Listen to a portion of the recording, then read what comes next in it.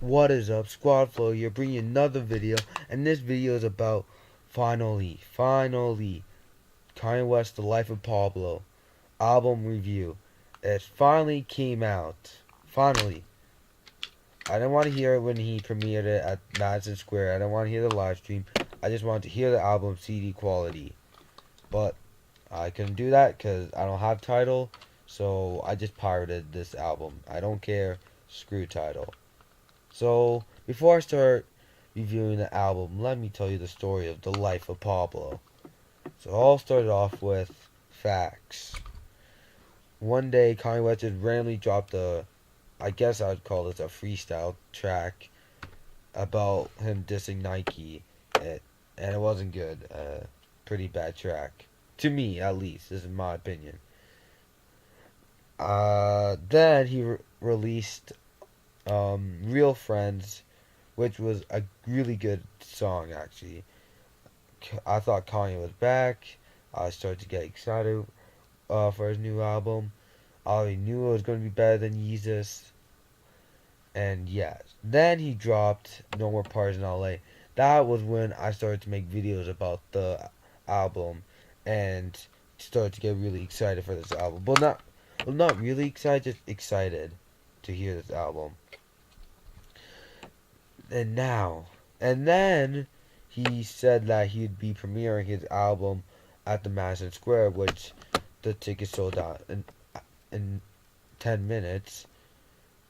And also, he tweeted out at the same time his tickets got sold out that he would be premiering the album there, and it would be live streamed on Tidal, which I didn't want to do because I just want to hear the album CD quality.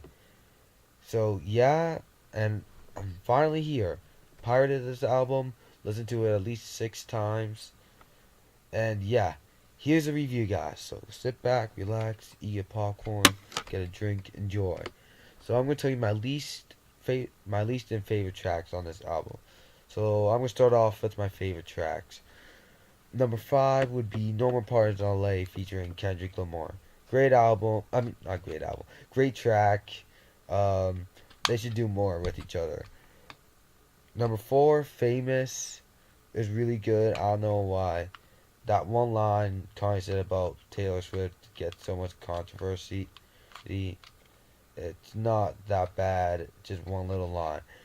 Number 3 would be Freestyle 4. Really good track. I love this track. I kind of sucked that I wasn't that long. It was like 2 minutes long, that song. And who is that guy? It sounds like, not Kanye, the other guy that I was singing. It sounds exactly like Future. Because I heard that Kanye like signed this new rapper to his label. And if it's him, he sounds exactly like Future. Like, holy, exactly like him. And number 2 would be Fall Stretch My Hands, Part 1 and Part 2. I don't know why he split up the track to Part 1 and Part 2. There's no point. And this is a really good track. I really like this track with Kid Cudi. I heard Drake wrote his verses. I really don't care because I don't even think Kanye rap anyways. So yeah, and number 1 track on the album, Ultra Light Beam. This was a great way to start off an album. Great. And it was even better when Chance the Rapper got in and started to rap on this track.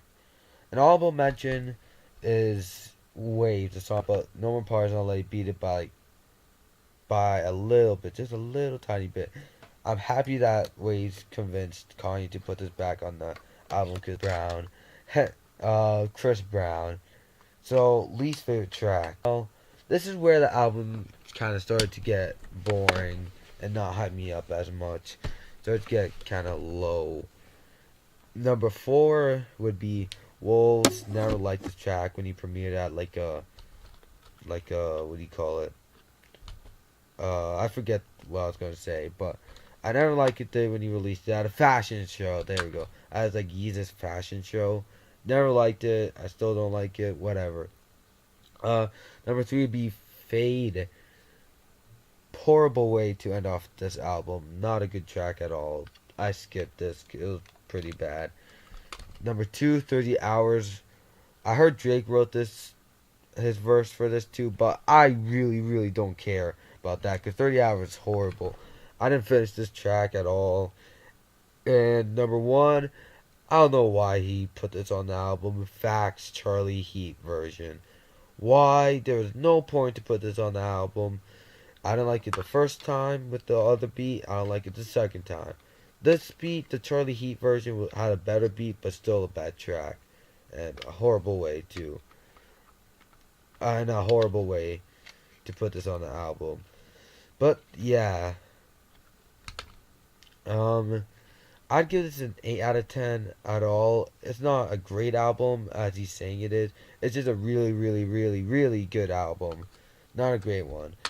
I'd put it as in his top 5 best albums that he made. Much better than Yeezus. Much better than Yeezus. A lot better. So, for me, his top 5 albums would be, it'd probably be, would be My Twisted Dark Fantasy. His third would be, what's it called? Oh, The Life of Pablo. I don't know how I forgot about that. I'm reviewing the album. And fifth would be Late Registration. This is my opinion, so please, much better than Yeezus. Tell me in the comments what you feel about this album, and yeah, I'm out.